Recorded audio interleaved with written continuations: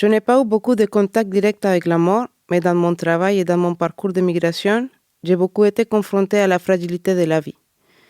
Des vies qui changent de pays, des trajectoires qui se brisent ou se reconstruisent. Et je pense que quand on est conscient de cette fragilité, aimer prend une autre dimension. Ce n'est plus seulement construire quelque chose pour toujours, c'est aussi apprendre à être présent à l'autre maintenant, parce qu'on sait que rien n'est complètement garanti. Peut-être que la mort n'est pas toujours seulement la mort physique. Il y a aussi les ruptures, les départs, les vies qui basculent. Quand on a vécu ça, on aime différemment, avec plus de conscience que tout peut changer.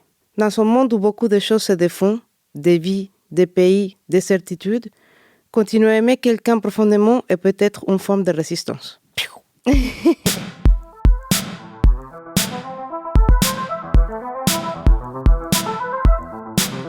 Alors bonjour Anna. Salut. Salut Jimmy. Hello, salut Rana. Donc merci d'avoir répondu à l'invitation de participer à cet épisode du podcast d'Amour et d'eau fraîche. Donc comme vous le savez, c'est un podcast qui vient interroger le couple et sa relation à la vie, à l'amour et à la mort. On va commencer par savoir quelle a été la place de la mort dans vos vies individuelles avant que vous vous rencontriez. Le rapport à la mort avant de rencontrer Anna était assez défini chez moi parce que j'ai perdu mes parents, ma mère à 17 ans et 18 ans et mon père à 23 ans. Et avec toute la profondeur et la douleur et la tristesse que j'ai vécu, surtout mon père, parce que j'ai grandi avec mon père. Et quand j'ai rencontré Anna, c'était quelques années après, donc c'était en 2005, mon père est décédé, je me suis retrouvé en Colombie en 2010.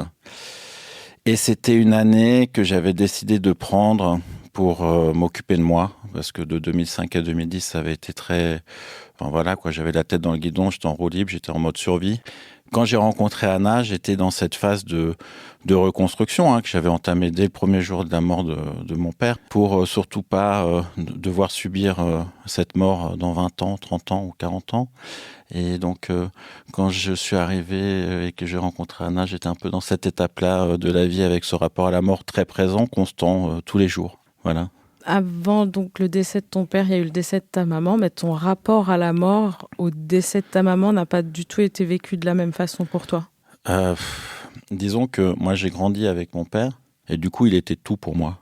Et puis, c'était aussi un père qui sortait un peu des sentiers battus par rapport à la vision qu'on pourrait avoir dans notre société, un peu post-68 heures. Quelqu'un qui a beaucoup voyagé, qui a beaucoup pris de LSD et qui pensait que la vie se passait par la liberté, surtout pas s'enfermer quelque part. Du coup, j'ai beaucoup voyagé, j'ai habité dans beaucoup d'endroits. J'avais calculé à 18 ans, j'ai déménagé 17 fois. Mais pourquoi je dis ça ? Je dis ça parce que, vu qu'on a beaucoup bougé et vu qu'il y avait que mon père c'était le socle. Surtout, on pouvait être n'importe où. Tant qu'il y avait mon père, tout allait bien. Et du coup, quand il a disparu, tout a disparu. Tout s'est effondré pour moi. Et donc, pas parce que ta maman, t'as pas vécu avec elle, donc ton rapport à son décès, il a été moins impactant dans ta vie ? Il a été tout aussi impactant et en fait différemment et avec un rapport que je découvre à peine en fait. Parce que je l'ai beaucoup omis, mon rapport avec ma mère. Enfin, le rapport face à la mort relationnelle que j'ai eu par rapport à ça. Dans la mesure où elle n'était pas là physiquement. En fait, pendant très longtemps, j'ai pensé que c'était pas important pour moi. Bien sûr, j'ai beaucoup souffert quand elle est décédée. Je me suis enfermé dans ma chambre, j'ai pu parler pendant un mois. Mais je sais pas pourquoi. Dans ma tête, c'est comme si j'avais omis que, en fait, c'est pas parce qu'elle n'avait pas été là en présentiel que ça m'avait pas apporté. Et au contraire, beaucoup de douleur. Mais je m'en rends compte à peine. Je suis en plein de travail aujourd'hui là-dessus. Du coup, si le rapport à la mort avec ma mère, il est tout aussi profond, mais totalement différent. Voilà. Alors que mon père, j'ai l'impression d'avoir fait plus qu'une impression, je pense un bon travail sur ça. Et toi, Anna, la première fois que tu as été confrontée à la mort, tu t'en souviens ? Oui, c'était une collègue de l'école, j'étais en école primaire en Colombie. C'était la fille, la populaire Juliette Zapot. En tout cas, c'est comme ça que je me souviens d'elle. Et en fait, on a appris qu'elle avait décédé, je crois qu'on allait dans un mariage, dans une rue. Et je me souviens même aujourd'hui, c'est ce sentiment où il avait toute la classe, on pleurait toutes, parce que j'étais dans une école catholique avec des filles. Et on pleurait tout. Il avait cette tristesse un peu contagieuse. Et à cet âge, je n'avais pas peut-être la notion de la perte ou ce qui s'implique d'être mort. Après, j'ai eu le suicide du frère de ma meilleure amie, qui était aussi quelqu'un de très proche à notre famille. C'est le meilleur ami de mon frère. Ça, j'avais 17 ans. Mais moi, je me souviens plutôt de... Et c'est là, je pense, que la mort a commencé à avoir cette prisme, on va dire.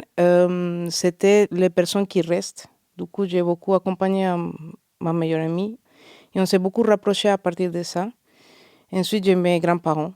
Et la première fois que j'ai vu une personne genre, morte, qui m'a un peu... Genre, quand on voit quelqu'un qui n'a plus de vie en soi, c'est quelque chose qui marque. Et j'étais genre John. C'était quelqu'un, un oncle, un arrière-oncle. En t'écoutant, il y a deux choses que j'ai oublié de dire par rapport à mon rapport à la mort avant toi. La première chose, c'est que je viens d'un pays que la mort est très présente tout le temps. Et on est en survigilance tout le temps par les contextes. Les news, c'est toutes les histoires dramatiques de décès des gens et avec un pays avec un contexte politique. Et en tout cas, je suis né en 84, du coup, dans les années 90, il y avait Pablo Escobar, tout ça que tout le monde connaît. Du coup, on a été toujours un peu... c'était quelque chose qui était latent et que je pense qui fait que, sans vouloir faire des généralités par rapport aux Colombiens, mais en tout cas, en étant ici, qu'on apprend à vivre les jours au jour le jour. Ouais. Et qu'en fait, il faut profiter de chaque instant parce qu'on ne sait pas qu'est-ce qui va se passer après. Et ce qui fait, je pense, des Colombiens un peuple incroyable, noble, vivant et toujours très présent pour les autres. Et la deuxième chose, c'est que ma mère, elle a eu une opération et un kyste dans sa nouvelle, elle devait se faire opérer et j'avais, je crois, que 12 ans. Elle a décidé de tout me balancer, genre un peu des choses personnelles avec mon père, des choses peut-être que pour un enfant, c'était pas évident de gérer. Ouais. Après, elle a fait ce qu'elle pouvait, mais ce que je trouve intéressant, je n'avais pas réfléchi. Ça m'a marqué quand même dans ma vie parce que j'ai appris beaucoup de choses. Quand tu es enfant, tu es là, wow. Mais c'est ce rapport à la mort, de la peur et de vouloir peut-être laisser la dernière chose. Si jamais je meurs, voilà tout ça, ce que tu dois savoir. Papa. Qui, peut-être, à l'époque, ça ne m'a pas, peut-être ça m'a traumatisé, j'aurais été en thérapie, on est d'accord, mais qui aussi a rendu ma mère vulnérable. Et à l'époque, on avait une relation entre les deux, les clichés des deux femmes, etc., des deux frères, du coup, voilà, qui nous a un peu rapprochés. Et je merci, tout s'est bien passé. Mais c'est vrai que maintenant que j'y pense, c'est un peu balancer, donner les informations parfois pour pouvoir partir tranquillement, en fait. Mon grand-père, c'est ça qu'il a fait avec moi. Alors lui, il était insupportable avec tout le monde, c'était un dictateur. Sauf avec moi. Et avant de mourir, il m'a balargué toutes ces histoires en larmes, alors que personne n'a dû le voir en larmes. Des choses liées à la Deuxième Guerre mondiale, enfin des trucs. T'avais quel âge ? Je sais pas, je devais... C'était il n'y a pas si longtemps, c'était en 2011. Voilà, mais c'était juste ça. Et je voulais aussi... Je t'ai coupé ou pas ? Non. Parce que je pensais à ma mère aussi. Parce que mon père, personne n'a jamais mal parlé de ma mère. C'est pas parce qu'elle n'était pas dans ma vie qu'elle était bannie. Et puis je l'ai toujours aimée de tout mon cœur. Même si quand j'étais ado, je me disais, elle n'est pas avec moi, je lui réglerai ses comptes plus tard. Et à un moment, mon père il m'a dit, non mais Jimmy, là... c'est bien gentil ta théorie, mais là je pense que c'est le moment d'aller voir ta mère parce qu'elle attendait une greffe de foie et tout. Et c'est lui qui m'a clairement dit, là il y a un moment, Jimmy, il va falloir y aller, quoi. Parce qu'en fait, ces temps sont sûrement comptés et si c'est pas le cas, de toute façon, dans le doute, vaut mieux y aller, quoi. Et j'en profite. Tu y es allé ? Et j'y suis allé. J'étais à Amsterdam, j'avais 16 ans avec mon meilleur pote, ça a mis 15 ans. Premier voyage tous les deux. Et puis mon père, il m'appelle, il me dit, voilà, ta mère, elle attend une greffe de foie à Paris. Il faut y aller. Et je suis allé d'Amsterdam à Paris. Heureusement, mon meilleur pote est venu avec moi. Et c'est là où j'ai repris contact avec elle. Elle a fait une greffe, puis après, elle est décédée, mais j'y suis allé, ouais. J'imagine que Jimmy t'a tout de suite parlé de la mort de ses parents. C'est un sujet qui est tout de suite venu dans votre relation ou non, c'est pas quelque chose que vous avez abordé tout de suite ? Alors, moi, je ne me rappelle pas sur papier, mais c'est sûr que je lui en ai parlé, parce que ça fait partie de mon être. Et peut-être plus celle de mon père que de ma mère, comme d'habitude, malheureusement, pour elle. Enfin, pour elle, non. C'est venu plus tard, oui, c'est venu plus tard. Parce que je sais que je voulais te montrer tout de mon père quand je t'ai rencontré. Donc, c'est sûr que ça a été mis sur le tapis tout de suite. En fait, déjà, j'avais du mal à imaginer de vivre avec quelqu'un qui n'ait pas connu mon père, tellement il était important pour moi. Donc, je me devais d'essayer de lui transmettre le plus possible ce qu'il était pour qu'elle puisse participer à cette aventure qui est la mienne. Anna, c'est celle qui a rompu le fait que je pouvais aussi avoir une vie avec des gens qui n'avaient pas connu mon père. Ouais, c'est drôle de dire ça. J'allais dire que c'était comme si je connaissais quelqu'un que j'ai jamais rencontré, en fait. Et du coup, dès que j'ai eu l'opportunité aussi avec les amis de son père, avec ses amis, avec sa famille, de parler de son père, je suis presque jalouse de ne pas avoir l'opportunité de parler avec lui parce que en tout cas, les histoires que j'ai entendues sont exceptionnelles. Mais j'ai l'impression de rencontrer son père à travers Jimmy parce que je crois qu'il tient beaucoup de son père. Même physiquement, on le dit, et dans beaucoup de choses. Du coup, c'est assez joli de voir que même s'il n'est pas là, il est toujours là, en fait. Mais justement, quand tu parlais de ton père et de la façon dont il a vécu cette liberté-là, il te l'a bien transmise, hein? Alors, moi, j'ai un instinct, une envie de liberté, mais je suis aussi vachement cartésien. Je pense que cette liberté naturelle, le fait de dire « Ah, ça me fait chier, je vais faire autre chose », parce qu'on n'est pas obligé de s'enfermer dans un carcan, c'est mon père à 200%. Je lui donne ça parce que moi, je suis quelqu'un, je pense que il y a un truc intrinsèque à moi-même, mais je pense que une grosse partie, ça vient de lui là-dessus. J'aimerais revenir. Tu disais, parce qu'elle posait la question sur le rapport à la mort, et tu as dit, c'est que genre quand tu m'as rencontré, c'est comme si je t'avais embarqué dans mon rapport à la mort. Oui. J'ai trouvé que tu l'as dit d'une manière qui était vachement belle, en fait. Voilà. Et ça m'a touché. C'est Je vrai. trouvais ça joli. Et pour maintenant le mettre sur moi, c'est que c'est parfois pas évident d'accompagner quelqu'un qui a vécu la mort des proches et qui a ce deuil, c'est pas facile. En tout cas, parce que j'aimerais bien pouvoir rentrer en toi, t'enlever toutes ces douleurs et les jeter ou la prendre moi, tellement j'ai envie que tu sois heureux, te protéger, etc. Du coup, c'est ce que j'ai appris, en tout cas, en étant ensemble, c'est parfois juste écouter, ça suffit. Il faut pas juste rebondir et aussi donner l'espace à la personne de vivre son deuil.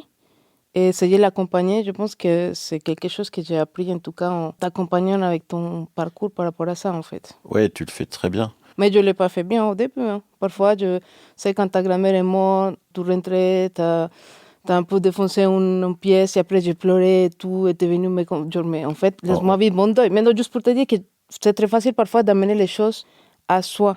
Tu vois? Ouais, mais du coup, il faut raconter vu qu'on est en podcast. Oui. Parce qu'en fait, j'ai perdu ma grand-mère, je sais pas, c'était en 2013-2014. Quand j'ai appris la nouvelle, je suis arrivé à la maison et j'ai dit tout de suite à Anna, je lui ai dit, écoute, là, ça n'a rien à voir avec toi. Il y a juste là, il va y avoir, voilà, tu vois, juste. Et j'ai déjà réussi à lui sortir ces mots-là parce qu'en fait, dans ma tête, c'était en pétage de plomb parce que ma grand-mère était très importante pour moi. Et je suis allé dans la chambre, j'ai fermé la porte et j'ai ravagé la chambre. Moi, ce que je voulais faire, c'était lui donner un câlin. Je voulais le prendre dans mes bras. Et lui, il n'était pas réceptif à ça. Pas parce qu'il était en train de vivre la chose comme il pouvait. Et du coup, il m'a repoussé. Genre, pas physiquement. Genre, il m'a dit, en fait, non. Il rentrait dans la chambre. J'entends boum, kaboum, chablam. Par rapport à mon histoire de vie avec ma famille, moi, la violence, je la vis très mal. Je suis une personne rationnelle, j'aime bien discuter. Quand il a la violence, je bloque et je pleure. Du coup, il fait ça. Et là, il sort. Et là, j'étais en train de pleurer parce que j'ai eu peur. Je venais de déménager aussi parce que j'ai déménagé ici en septembre 2012. Ouais, ça faisait 2 ans. Tu vois, j'ai quitté mon pays, en Colombie. Je suis avec une personne. C'était la première fois que je vivais avec quelqu'un. Du coup, entre autres de tout ce qui était en train de vivre, ce qui s'est passé, j'étais aussi en train de m'embarquer avec une aventure avec un homme. Ma première aventure, d'ailleurs. Du coup, il est venu et je l'ai rejeté à mon tour. Et c'est là où j'ai compris aussi, et même c'est quelque chose que je garde aujourd'hui, de l'importance de quand on fait les choses, c'est pour qui on les fait. Si c'est pour la personne ou pour toi-même. La mort, c'est un sujet qui a été abordé dans vos familles très tôt ou pas du tout? Est-ce qu'on parlait de la mort chez vous ou pas? Oui. Alors, je viens d'une famille très catholique. Du coup, mes parents ont divorcé quand j'étais petite. Et mon père et ma mère, c'est comme le jour et la nuit, genre hyper différents. Du coup, avec ma mère, pas trop. Mais avec mon père, beaucoup. Mais c'était un côté aussi très pragmatique par rapport à la mort.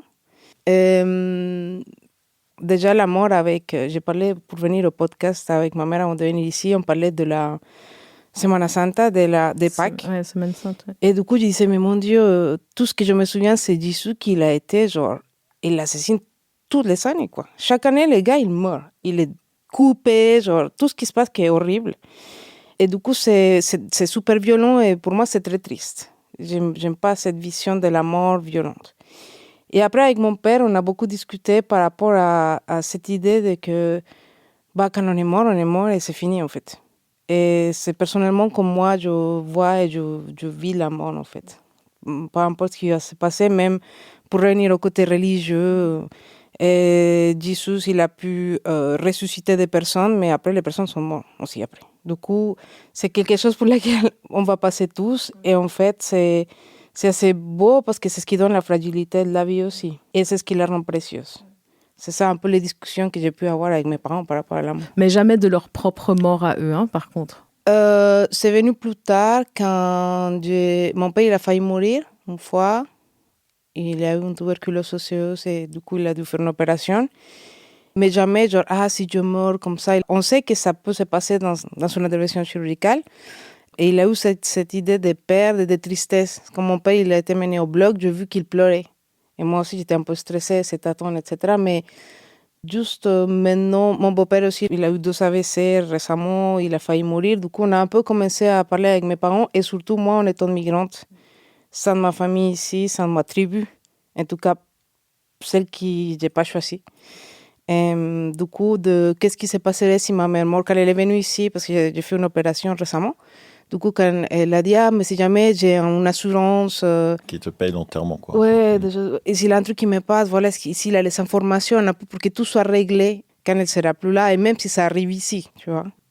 Et toi, Jimmy, dans ta famille, vous parliez de la mort ou pas? Alors, en fait, c'est marrant parce que est-ce que c'était un sujet culturellement, ou je sais pas, ou dans la famille, ou si c'était un sujet comme ça qu'on abordait facilement? Non, mais en fait, elle était latente, donc oui. Enfin, c'était une période où les gens, il y avait le sida et où il y avait beaucoup de drogue dans l'univers de mon père. Du coup, moi, j'ai vu des gens... je me suis retrouvé à aller voir des tontons, parce que beaucoup des amis de mon père, c'était mes tontons. Et avec la peau sur les os à l'hôpital à cause du sida, ou des gens qui ont disparu à cause d'overdose. Et du coup, ça a toujours été présent dans ma vie. Et... j'y pense beaucoup encore aujourd'hui, parce que tu vois, j'arrive sur la quarantaine et beaucoup ont disparu à cet âge-là. T'arrives sur la cinquantaine. Ouais, j'ai passé la quarantaine, putain. Enfin bon. Et du coup, changeant de sujet, parlons de la mort.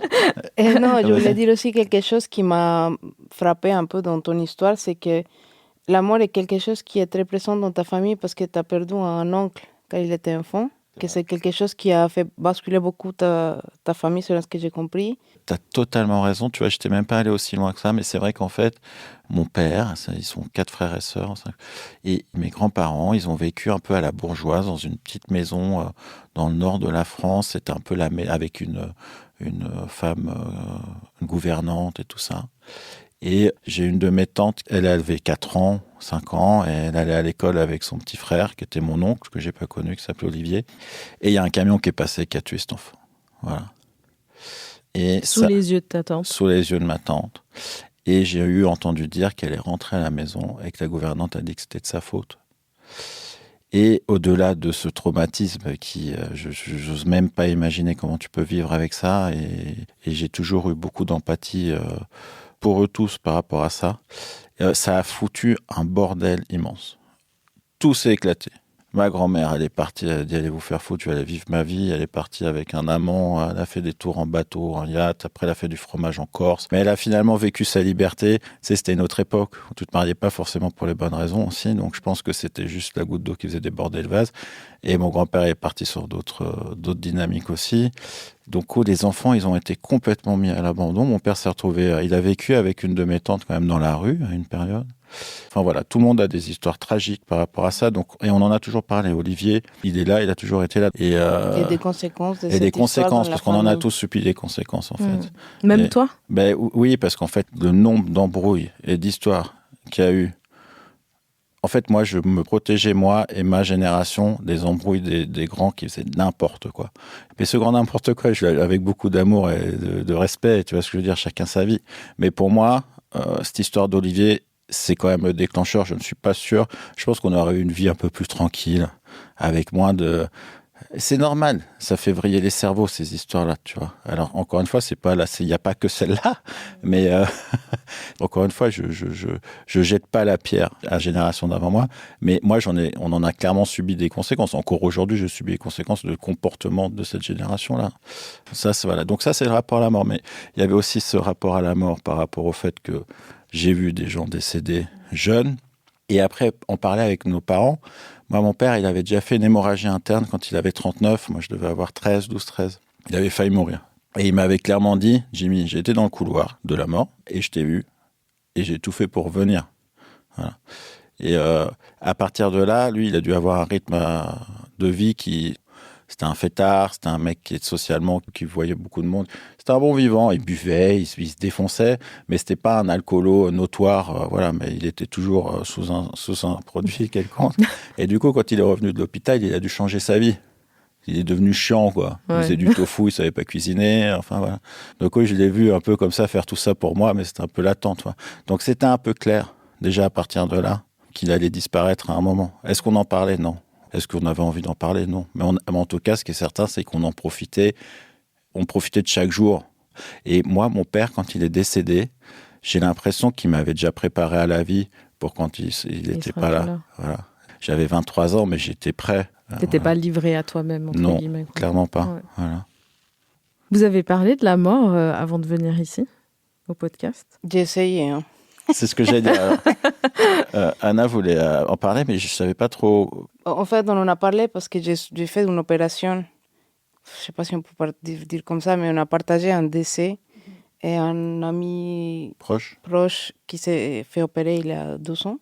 Qui a fait une opération soi-disant bénigne et qu'on n'a jamais ressortie. Et du coup, j'allais me faire opérer et là, on a un peu discuté quand même. Alors, en fait, toi, tu m'as amené à me poser la question, avant qu'elle se fasse opérer il y a 2 semaines, à me faire poser la question, mais l'amour et la mort, Anna et moi, mais nous, en fait, on vit que l'amour et on ne pense pas à la mort. Et entre-temps, entre le moment où tu nous as proposé de venir ici, elle est allée à l'hôpital, du coup, il y a 2 semaines. Et puis moi, je suis quelqu'un de pragmatique, j'ai déjà dit cartésien. Le chirurgien me dit, l'opération, c'est 1h30 et le réveil, c'est 1h30. J'appelle après 2 heures l'hôpital, j'attends qu'on me dise, elle est sortie du bloc opératoire, elle est en salle de réveil. Merci beaucoup, bonne journée. J'appelle après 2 heures, elle n'est pas sortie. J'appelle après 3 heures, elle n'est pas sortie. Bien évidemment, à ce moment-là, j'essaie pas du tout de flipper, mais dans ma tête, je me dis, c'est pas vrai, ils sont pas encore en train de me la faire, là. Après 4 heures, toujours pas sortie. Et là, en fait, j'ai pris sur moi, parce que là, dans ces cas-là, tu veux pas du tout faire de dramatiser et tout, mais elle est finalement sortie, l'opération s'est très bien passée, et là, je me suis effondré. Et en fait, c'est la première fois où j'ai réalisé, et j'ai envie de... C'est la première fois que j'ai réalisé que je pouvais la perdre. Parce qu'en fait, pour moi, j'ai une vision assez claire, ça veut dire qu'en fait, j'envisage souvent le pire, comme ça, après, tout peut aller mieux. Et du coup, la mort, j'envisage chez tout le monde. Mais Anna, je ne l'avais pas du tout inclus dans ce spectre-là, tu vois. Et du coup, ça m'a complètement effondré. Et on s'est retrouvés le lendemain, où c'est elle qui sortait de l'opération quand même, où elle était en convalescence, elle est encore en convalescence. Hein. Et c'était à elle de me consoler. Parce que je pleurais comme un gros bébé, parce que j'avais eu peur de la perdre, en fait. Parce que je me demandais, je me suis dit, mais c'est pas vrai, la vie, en fait, c'est chaque fois ça, quoi. Et c'est pas le cas du tout. Mais du coup, j'ai eu un rapport direct là, avec elle, là. Et je suis pas du tout prêt. Mais vous en aviez parlé avant l'opération ou pas justement cette possibilité que tu pouvais mourir en fait, je sais que je lui avais parlé, j'avais parlé parce que j'ai beaucoup de boucles d'oreilles qui sont un peu uniques et beaucoup de chemises aussi oui, c'est vrai. qui sont un peu uniques. Et du coup, j'avais dit, ah bon, si jamais je décède, du coup, j'avais fait genre le testament. J'ai rien vraiment, franchement, je me suis rendu compte que j'ai vraiment rien, quoi. Et j'avais parlé de ça, genre, ah, du coup, à mon frère, tu le laisses d'abord choisir les chemises et du coup, les boucles d'oreilles, tu as fait comme ta mère avec toi, en fait. Mais par rapport aux vêtements. Hein, oui, mais t'as fait comme ta mère quand même. Ouais, non, j'ai fait un peu. Et par rapport à mon travail, j'ai été confrontée avec des personnes, des migrants qui ont perdu de la famille ici.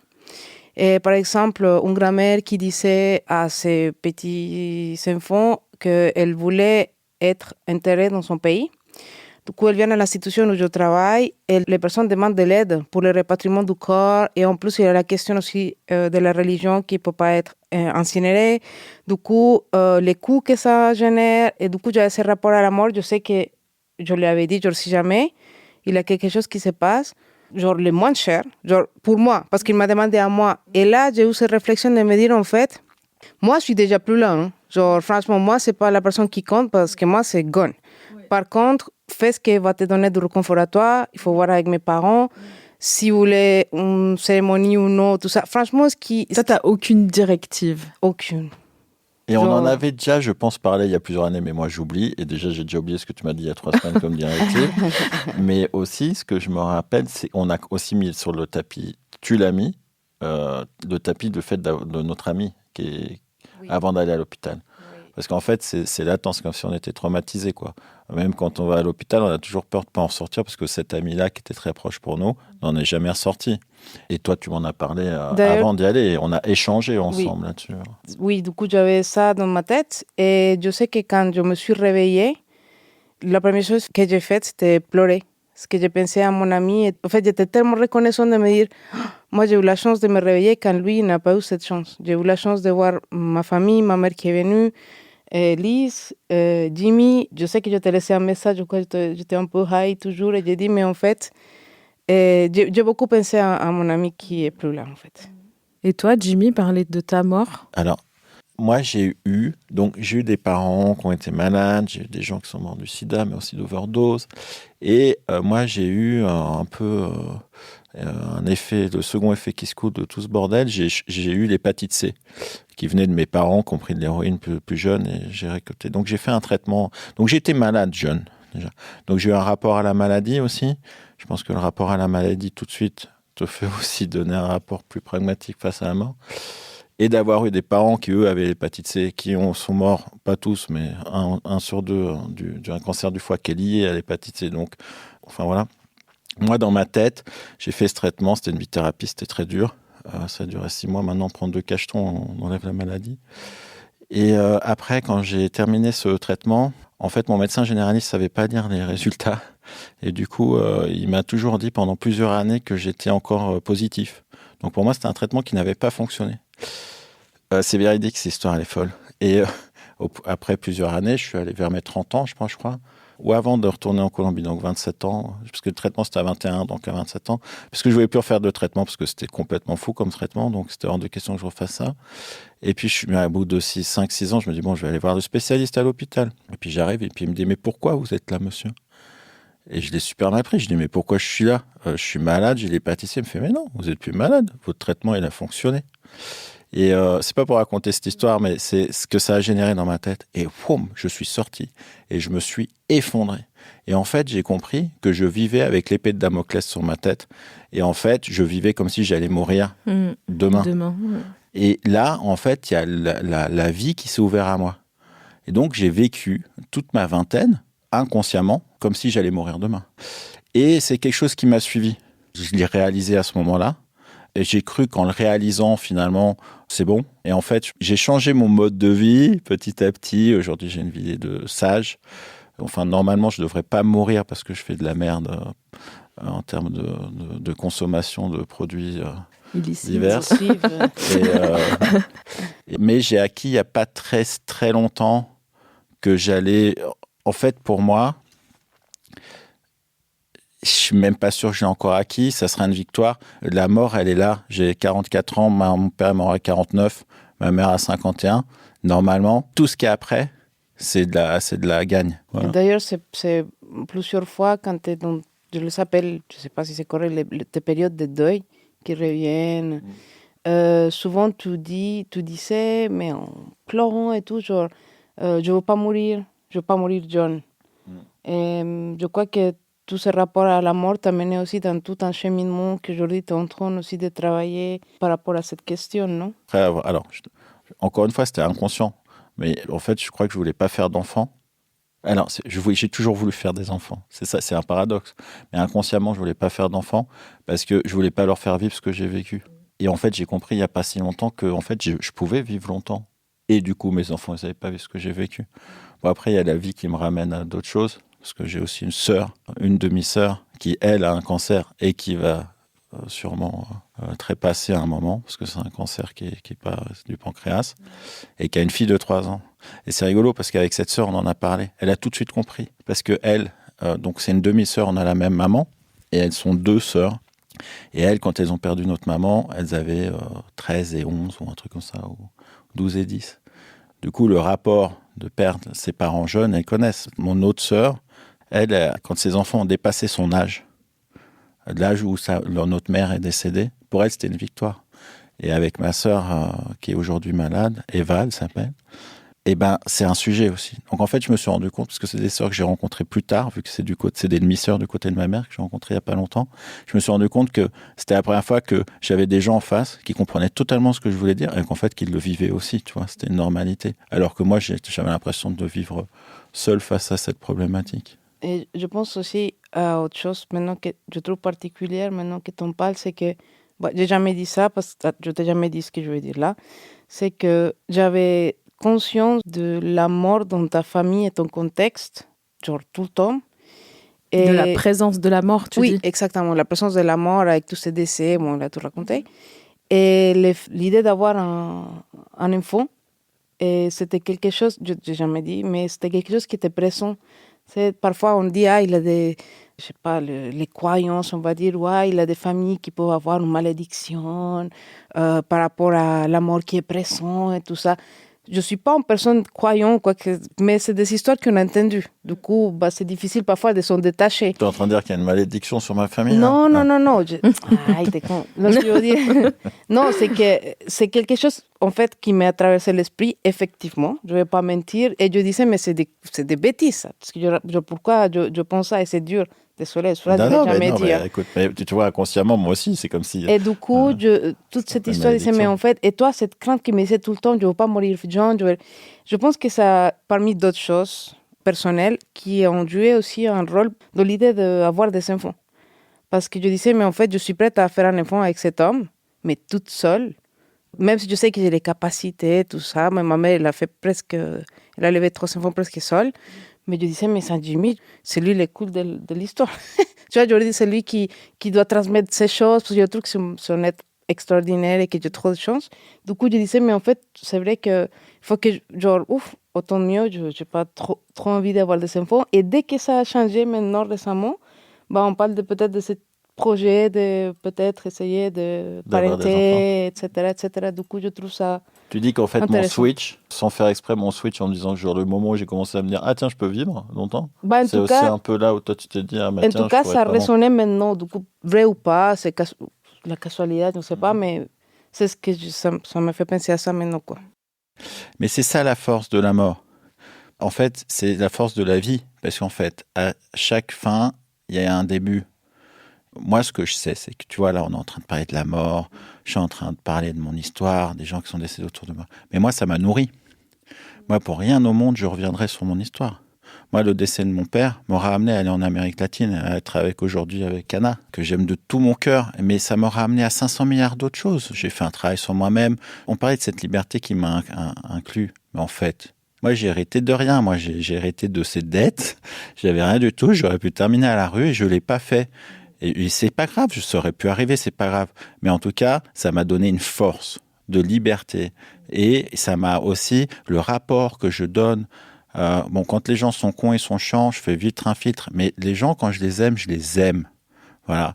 Et je veux passer du temps avec eux et je veux donner de l'importance à ça. Et du coup, s'il n'y avait pas eu la mort... Voilà. Mais justement, mais sachant que notre finitude est notre seule certitude, comment est-ce qu'on aime quelqu'un sachant que, il va mourir, elle va mourir? Je disais dans le texte que j'ai lu au début, c'était, en fait, moi, ce qui m'a appris mon expérience ici, de changer de pays, de reconstruire une vie, d'avoir des gens qui perdent, c'est l'importance de vivre l'instant et de le vivre intensément. Et je pense qu'avant la mort de quoi que ce soit, c'est quelque chose que je ne savais pas, mais je suis comme ça, en fait. Je déteste planifier dans le futur, je déteste voir un agenda et devoir compter, parce que pour moi, ce qui compte, c'est l'instant. Et je pense que ça a été la force de notre couple depuis le début. Et même avec l'histoire du décès de notre ami, avec l'histoire de j'ai failli mourir, etc., quand je me suis réveillée aussi de l'opération, j'étais là, waouh, je peux encore kiffer, il faut que je continue à kiffer. Du coup, je kiffe en ce moment de ma mère qui est là. Je kiffe en ce moment quand je vois Jimmy arriver, que je suis là, sur la 3e semaine de convalescence.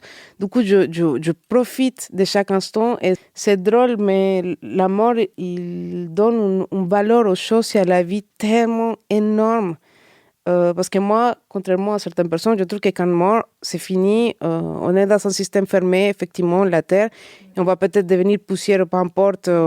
Mais en fait, là, ce qu'on a ensemble, ça va pas revenir. Et en tout cas, la même chose. Du coup, il faut vraiment tellement kiffer l'instant présent parce que c'est notre moment maintenant. Et après, ça sera autre chose et ça sera pas ça. Et moi, je veux totalement rebondir là-dessus parce que c'est la force de notre couple. Et je pense qu'on serait même pas, si on n'avait pas vécu au jour le jour, elle serait pas venue en Europe ou quoi que ce soit. Parce que si on avait commencé à bâtir des plans sur la comète, tout aurait été impossible. Elle habitait à Bogota, moi j'habitais à Genève, on avait des vies qui avaient rien à voir.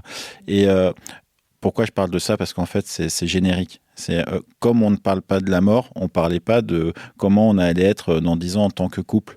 Parce qu'on a trop donné d'importance, et on le donne encore aujourd'hui, à vivre au jour le jour. Moi, ce qui est important aujourd'hui, c'est...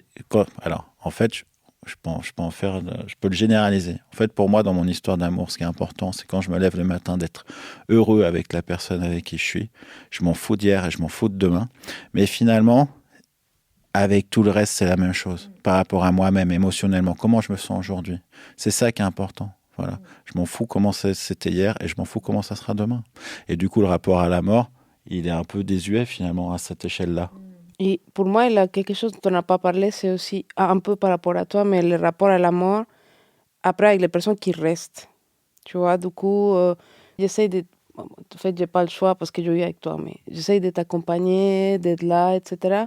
Mais ça m'est arrivé aussi avec des personnes que j'aurais voulu être plus là, mais par pudeur, par peur, par tristesse. J'étais là, mais aussi je suis tellement triste. Peut-être que eux, qui c'est leur épouse ou leur mère, leurs parents, leur soeur, leur frère, comment je vais m'effondrer en face de cette personne qui est encore plus dure. Tu vois ce que je veux dire? Du coup, ça m'amène aussi à m'éloigner.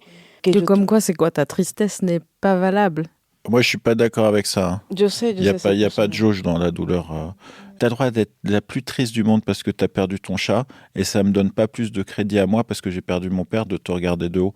Il n'y a pas d'échelle. Il n'y a pas d'échelle dans la douleur. Mais c'est complètement personnel, tu vois. Peut-être parce que j'ai toujours été quelqu'un qui était soutien pour mes parents, pour mes frères, en tout cas pour toi. J'aime bien être la personne soutien pour tout le monde, en fait. Du coup, quand je perds ça, je dis, mais non, en fait, il faut que je sois forte, ou il faut que... Ou à nouveau révictimiser la personne par rapport à ce qui s'est passé, tu vois, genre... Ou pourquoi... Je sais pas, en fait, en venant ici, j'ai réfléchi à ça. Je me suis posé la question, j'étais là, waouh. J'ai aussi peut-être pas abandonné, mais en tout cas, j'ai écarté la possibilité d'accompagner des personnes dans leur deuil, parce que je gérais comme ça les miens. Je reviens juste sur l'intervention médicale que tu as eue. Et Jimmy, toi, justement, d'un coup, d'imaginer que Anna ne sortirait pas de cette chambre. C'était la première fois que tu imaginais, en fait, la disparition d'Anna? Oui. Et toi, Anna, ça t'est déjà arrivé d'imaginer ta vie sans Jimmy parce qu'il serait mort? Parfois, il voyage seul. Et du coup, je lui dis jamais avant de partir, je dis, mais tu es prudent dans la route, etc. Mais j'ai un peu la crainte de, s'il y a quelque chose qui se passe, je ne serai pas avec lui. Après, il y a la question logistique. Pour moi, c'est est-ce que je reste ici, est-ce que je rentre, est-ce qu'il m'a vu ici ou pas, est-ce que je vais voir ma famille, qu'est-ce que je ferai après, parce que mon projet de vie dans ce pays, dans cette ville, c'est en fait parce que je vais être avec lui.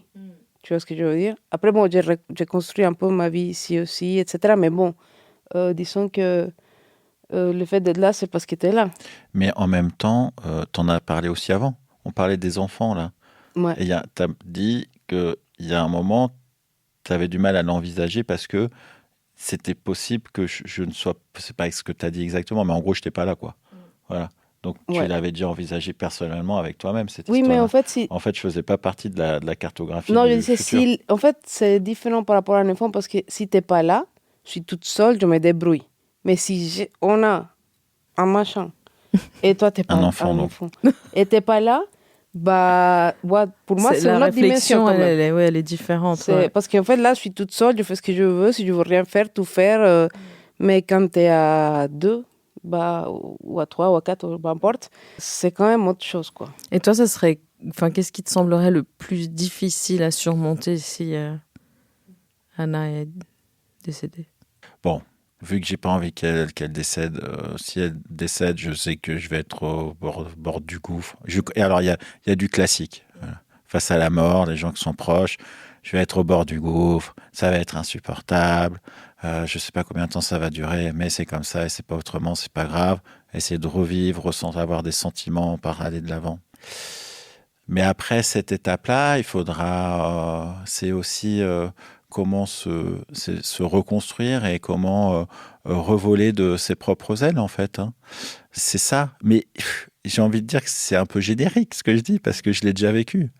Du coup, ça va être beaucoup de souffrance. Mais je sais, moi, aujourd'hui, que face à l'adversité, j'ai tendance à aller de l'avant. Voilà. Donc je sais que je vais souffrir, je sais que ça va être trop triste, mais je sais que ça va me servir de boost pour encore plus profiter et mordre à pleines dents la vie. Pour moi, ça a l'air de la dépasser là. Ouais, tu peux faire des grimaces. je suis tellement heureuse, quoi. C'est tellement fun avec toi que juste de me dire que je devrais apprendre à vivre sans toi, ça va être chiant, quoi. Genre, je vais réussir. Non, mais en fait, prêt ou pas prêt, ou prête ou pas prête, ça va arriver peut-être pour toi ou pour moi. Du coup, juste, je pense que ce qui pour moi, c'est difficile aussi avec les décès, c'est que la vie continue. C'est beau, mais aussi c'est dur. Et moi, ce que je veux dire aussi, c'est que depuis que j'ai acquis que j'allais vivre vieux, fuck it, et ben en fait, on va vivre vieux ensemble. Donc après, advienne que pourra, quoi. Tu vois, si je meurs avant, tu meurs avant, très bien. On vivra les choses, on devra les gérer, très bien. Mais pour l'instant, le plan, c'est on kiffe la life et on vit vieux et on kiffe la life. Ouais. Et on s'aime. Et parce que, aussi, avant de venir ici, je disais, est-ce que la mort, c'est aussi peut-être la fin d'une relation? Parce qu'on parle de la mort, là, physique. Mais et même si ça arrive et on se sépare, au moins, il faut juste kiffer tout le temps. Maintenant que c'est cool, en fait, il faut y aller à fond, quoi. Voilà. Et mais c'est ça, parce que la mort, ça peut aussi être la mort de notre couple, la fin de notre couple. Mais aujourd'hui, la question ne se pose pas. Voilà. Non, ça ne se pose pas, mais dans le sens où... Moi, j'aime bien cette banalité de... Tout peut arriver, tu vois. Genre, que je meurs, ou que ça soit la fin de notre relation. Et c'est ce que je trouve qui donne la valeur de la vie, qui rend la vie si précieuse, quoi. Je vais terminer par une question qui est la suivante. Est-ce qu'il y a quelque chose que vous aimeriez dire à l'autre aujourd'hui, sachant justement que peut-être demain, il ne sera pas là? Continue à kiffer, mec. J'ai envie de pleurer tout de suite, là. Demain, t'es pas là? Genre, demain, t'es plus là du tout? Qu'est-ce que j'aimerais te dire? Qu'est-ce que tu lui dirais aujourd'hui, sachant que peut-être demain, il ne serait plus là? Déjà, je sais que tu le sais, parce que je te le dis tout le temps, mais ça ne mange pas de pain.